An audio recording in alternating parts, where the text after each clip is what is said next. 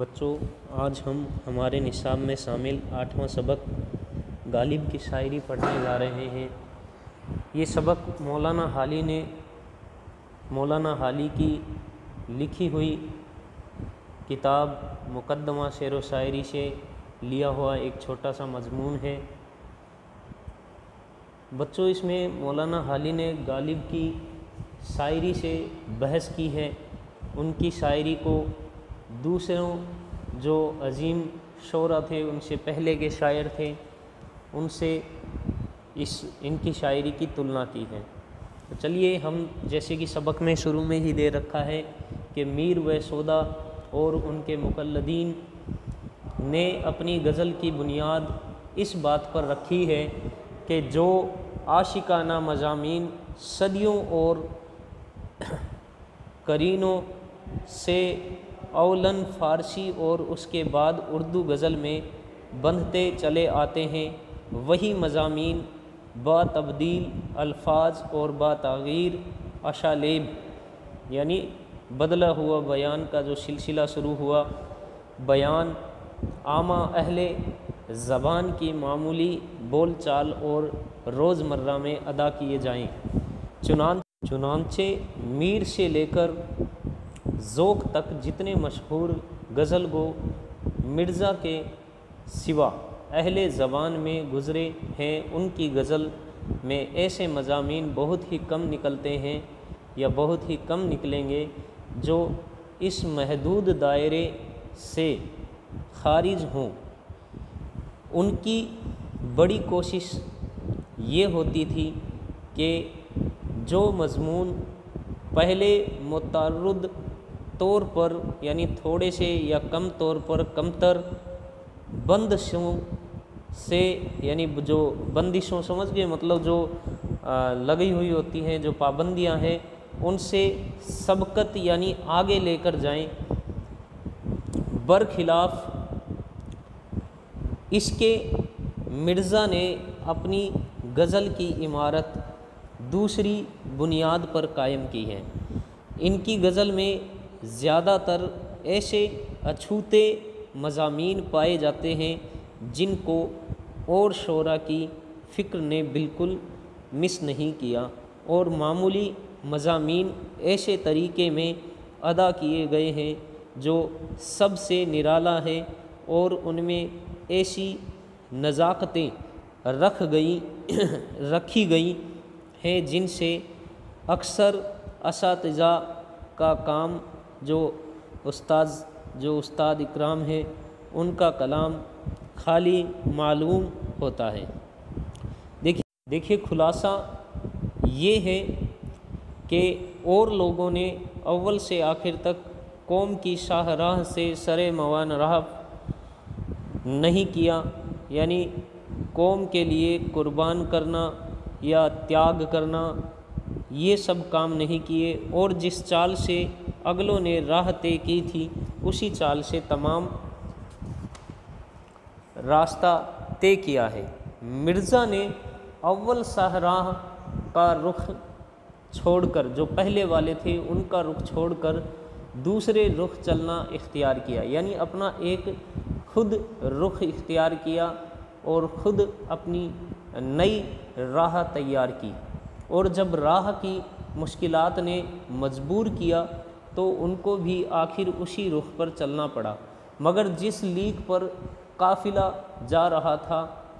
اس کے سوا ایک اور لیک اسی کے متوازی اپنے لیے نکالی، اور جس چال پر اور لوگ چل رہے تھے اس چال کو چھوڑ کر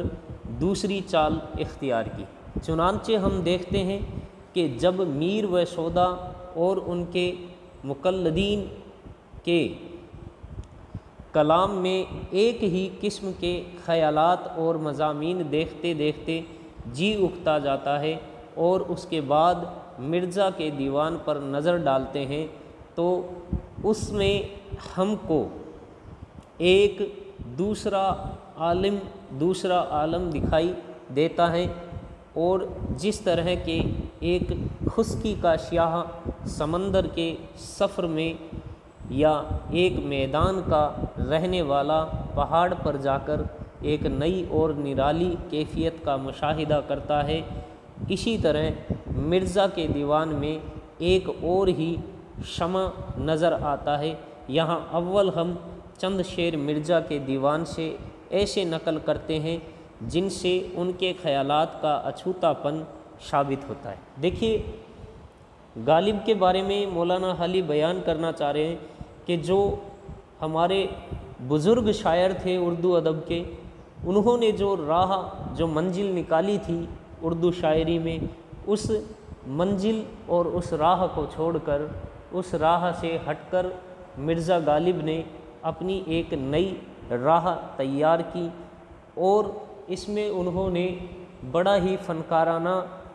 اپنے جو فن کا مظاہرہ تھا وہ پیش کیا ہے۔ اور اس کے بارے میں انہوں نے دیکھیے مقدمہ شعر و شاعری میں یہی بحث کی ہے کہ اور شاعروں سے یہ کس طرح سے الگ ہیں، علیحدہ ہیں۔ تو اس کے بعد ہم شعر با شعر ان کی شاعری پر چرچا کرنے جا رہے ہیں کہ ان کی شاعری میں اور شاعروں سے بالکل کیسے الگ پن ہمیں دکھائی دیتا ہے۔ تو چلیے ان کا جو شعر ہے حالی نے جو پیش کیا ہے اس پر انہوں نے کیا بحث کی ہے دیکھتے ہیں۔ پہلا شعر انہوں نے لکھا ہے: باشک کے دشوار ہے ہر کام کا آشاں ہونا، آدمی کو بھی میسر نہیں انشاء ہونا۔ بعد نظر میں یہ ایک معمولی بات معلوم ہوتی ہے، مگر غور سے دیکھا جائے تو بالکل اچھوتا خیال ہے۔ دعویٰ کر رہے ہیں کہ دنیا میں آسان سے آسان کام بھی دشوار ہے، اور دلیل یہ ہے کہ آدمی جو کہ عین انسان ہے اس کا بھی انسان بننا مشکل ہے۔ یعنی یہاں انہوں نے آسان بتا دیا کس چیز کو کہ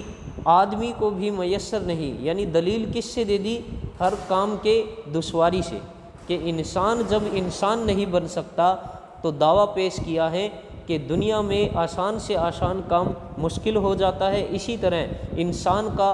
انسان بننا بڑا ہی آسان ہے لیکن پھر بھی یہ مشکل ہے، دشوار ہے۔ تو لکھتے ہیں انسان بننا مشکل ہے، منطقی استدلال نہیں ہے، بلکہ یعنی انہوں نے علمی جو انہوں نے دلیل پیش کی ہے، بلکہ شاعرانہ استدلال ہے یہ، کہ شاعری کی دلیل پیش کی ہے شاعری میں، جس سے بہتر ایک شاعر استدلال نہیں کر سکتا، کوئی عام شاعر اس طرح کی دلیل پیش نہیں کر سکتا۔ پھر دوسرا شعر انہوں نے بیان کیا ہے کہ ہوش کو ہے نشاط کار کیا، نہ ہو مرنا تو جینے کا مزہ کیا۔ تو چلیے اس شعر پر انہوں نے کس طرح سے بحث کی ہے، کیا بیان کر رہے ہیں دیکھتے ہیں۔ نشاط کا معنی یہاں مزہ سے انہوں نے لیا ہے۔ یہ لکھتے ہیں نشاط کے معنی امنگ سے لیے ہیں انہوں نے، مزے سے لیے ہیں۔ نشاط کار یعنی کام کرنے کی امنگ یا کام کرنے کا مزہ۔ یہ بھی جہاں تک کہ معلوم ہے ایک نیا خیال ہے، اور نرالا خیال ہی نہیں بلکہ فیکٹ ہے، یعنی صحیح بات ہے، سچی بات ہے، کیونکہ دنیا میں جو کچھ چہل پہل ہے وہ صرف اس یقین کی بدولت ہے کہ یہاں رہنے کا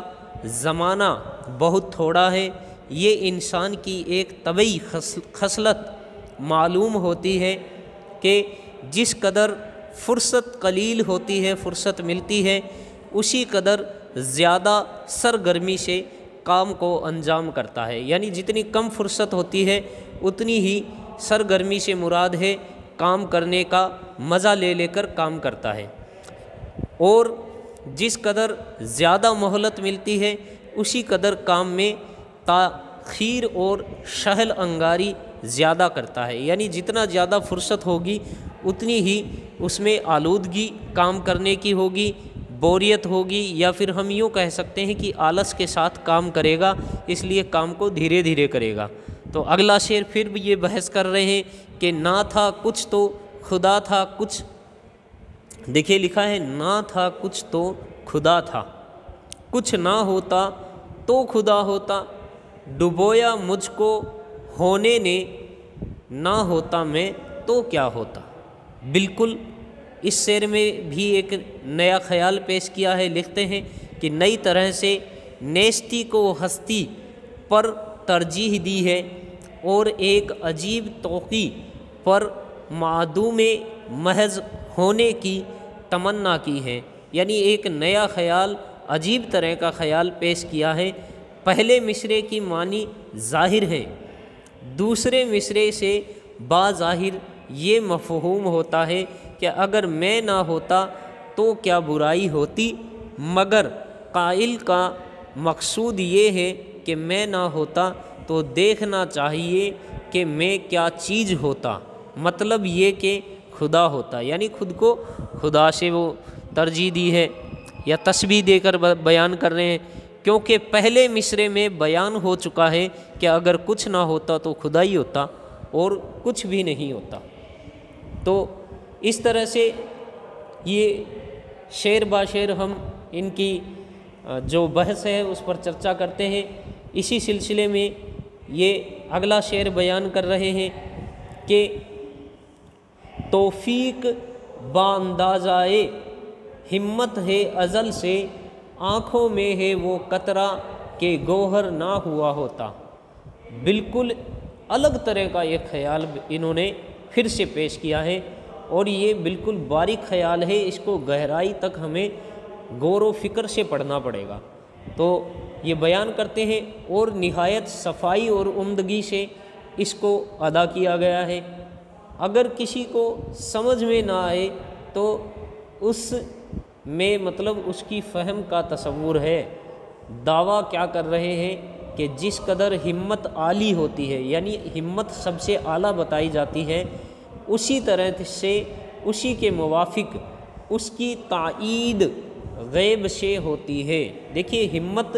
ہمیں اندر سے ملتی ہے، ہمیں خود بھی نہیں پتہ ہوتا کہ یہ ہمت کہاں سے آ رہی ہے، غیب ہے، یہ چھپی ہوئی ہے۔ اور ثبوت یہ ہے کہ قطرۂ اشک جس کو آنکھوں میں جگہ ملی ہے، اگر اس کی ہمت جب کہ وہ در میں تھا موتی بننے پر قانی ہو جاتی تو اس کو جیسا کہ ظاہر ہے یہ درجہ یعنی آنکھوں میں جگہ ملنے کا حاصل نہ ہوتا۔ اگر اسے ہم موتی جیسا بیان، دیکھیے آنسو کس طرح سے نکلتے ہیں، اندر سے نکلتے ہیں۔ جب جذبات کسی انسان پر طاری ہوتا ہے تو وہ آنکھوں سے، کوئی بھی اس طرح کا غم کا جذبات طاری ہوگا تو آنکھوں سے اس کے وہ آنسو بہیں گے۔ انیتھا اگر ہم دیکھیں چلتے پھرتے کوئی ہمیں آنسو بہتے ہوئے دکھائی نہیں دیتا ہے، تو یہ ایک اندر کی چیز ہے، چھپی ہوئی چیز ہے، اور اس کا درجہ موتی سے دیا ہے، لیکن یہ درجہ یعنی کہ آنکھوں میں جگہ ملنے کا حاصل نہیں ہوتا۔ اگر یہ واقع میں موتی ہوتا تو اسے آنکھوں میں جگہ نہیں ملتی۔ تو دیکھیے کتنی شاندار الگ طرح کی سوچ انہوں نے اپنی شاعری میں پیش کی ہے غالب نے، اور اس شاعری پر بحث کرتے ہوئے جو مولانا حالی نے ان کی جو تشریح کی ہے ان شعروں کی، ان پر جو بحث کی ہے بڑی ہی فنکارانہ انداز میں کی ہے۔ تو اسی سلسلے میں پھر ہم آگے بڑھتے ہیں۔ دیکھیے ہم جانتے ہیں کہ غالب کے یہاں جدت پسندی ملتی ہے، تو اس کے بارے میں انہوں نے بیان کیا ہے کہ علاوہ جدت مضامین اور طرف گئی خیالات کے اور بھی چند خصوصیتیں مرزا صاحب کے کلام میں ایسی ہیں جو اور ریختہ گویوں کے کلام میں شاذ و نادر پائی جاتی ہیں، بہت کم پائی جاتی ہیں۔ اولاً دیکھیے عام اور متبذل یعنی بدلی ہوئی تشبیہیں جو عموماً ریختہ گویوں کے کلام میں متداول جاتی ہیں۔ اولاً دیکھیے انہوں نے بتایا مبتدئ اول ہیں، یعنی مبتدئ اول یعنی ہاتھوں میں پھری ہوئی یا ہاتھوں میں رکھی ہوئی یا کوئی ہاتھوں میں پھیری ہوئی چیز ہے۔ تو لکھتے ہیں کہ مرزا، جہاں تک ہو سکتا ہے ان تشبیہوں کو استعمال نہیں کرتے، یعنی کسی نے جس چیز کا یوز لے رکھا ہے اس چیز کو وہ یوز نہیں لیتے ہیں، بلکہ تقریباً ہمیشہ نئی نئی تسبیحیں ایجاد کرتے ہیں۔ وہ خود ایسا نہیں کرتے بلکہ خیالات کی جدت ان کو جدید یعنی نئی تسبیحیں پیدا کرنے پر مجبور کرتی ہے۔ ان کی ابتدائی ریختہ میں جو تسبیحیں دیکھی جاتی ہیں وہ اکثر غرابت سے خالی نہیں، یعنی انوکھے پن سے خالی نہیں ہے۔ مثلاً سانس کو موج سے، بے خودی کو دریا سے، گرد و گرداب کو شعلہ جوالہ سے، معززِ سر کو پنبہائے بالش سے، دانائے انگور کو عقد وصال سے ملاقات سے، استخوان یعنی ہڈی کو خست یعنی اینٹ اور بدن کو قالب خست سے، اور اسی قسم کی بہت سی عجیب و غریب تسبیحیں ان کے ابتدائی ریختہ میں پائی جاتی ہیں۔ لیکن جس قدر خیالات کی اصلاح ہوتی گئی اسی قدر تسبیحوں میں باوجود ندرت اور طرف گئی کہ سنجیدگی اور لطافت بڑھتی گئی، یعنی اور زیادہ نکھار آتا گیا ان کی تسبیحوں میں۔ مثلاً وہ کہتے ہیں، ان کا ایک شعر اس میں بیان کیا ہے زوال آمادہ اجزا آفرین کے تمام، مہر گردو ہے چراغے رہگدار بادیاں۔ یہاں انہوں نے سورج کو اس لحاظ سے کہ وہ بھی اجزائے عالم ہے، یعنی وہ بھی کیا ہے، کس میں شامل ہے، جو یہ یونیورس ہے، یہ عالم ہے، اس کی ایک چیز بیان کیا ہے، اجزا ایک حصہ بیان کیا ہے، اور تمام اجزائے عالم آمدائے زوال و فنا ہے، یعنی سب مٹنے ہیں۔ چراغ رہ گزارے بعد سے تسبیح دی ہے، یعنی جو جلتا ہوا چراغ ہے وہ بجھ جاتا ہے۔ اسی طرح اس یونیورس کی جتنی بھی چیزیں ہیں وہ فنا ہونی ہے، ختم ہونی ہے۔ جو بالکل نئی تسبیح ہے، اس سے جدا تسبیح ہے، جو تسبیح ہم آج سے پہلے کے شاعروں میں پڑھتے آ رہے تھے، شاعروں کی تسبیح دیکھتے آ رہے تھے۔ دوسری جگہ سورج کو دیکھیے اسی لحاظ سے کہ حسن معشوق کے مقابلے میں اس کو ناقص الخلقت قرار دیا ہے۔ ناقص الخلقت یعنی بنانے والا، ماہ نقصب کے ساتھ تسبیح دی ہے، یعنی یہ ایک حکیم ابن عطا معروف کا بنایا ہوا چاند تھا، یعنی طلسمی چاند تھا یا جادوئی چاند بتا دیجئے، کہ یہ انہوں نے اپنے ہاتھوں سے بنایا تھا، تو وہ ختم ہو گیا، یعنی ختم ہونا تھا، تو اس سے اس میں کیا ہے تسبیح دے دی، کس کو؟ ناقص الخلقت یعنی بنانے والے سے کیا دی ہے تسبیح دے کر، معشوق کے مقابلے میں۔ تو یہ شعر تھوڑے سے انہوں نے گھما کر بیان کیے ہیں، تو اسی سلسلے میں ہم شعر با شعر آگے ان کی شاعری پر چرچا کرتے رہیں گے۔ آج کا ہمارا یہ ٹاپک ہمیں یہیں ختم کریں گے، کیونکہ اگر زیادہ پڑھیں گے تو بوریت کا احساس ہوگا، اور آپ بھی سن رہے ہیں تو زیادہ بڑی کی بجائے آپ اس کو آرام سے سمجھیں۔ اگر کچھ سمجھ میں نہیں آئے تو ہم سے رابطہ قائم کریں۔ شکریہ۔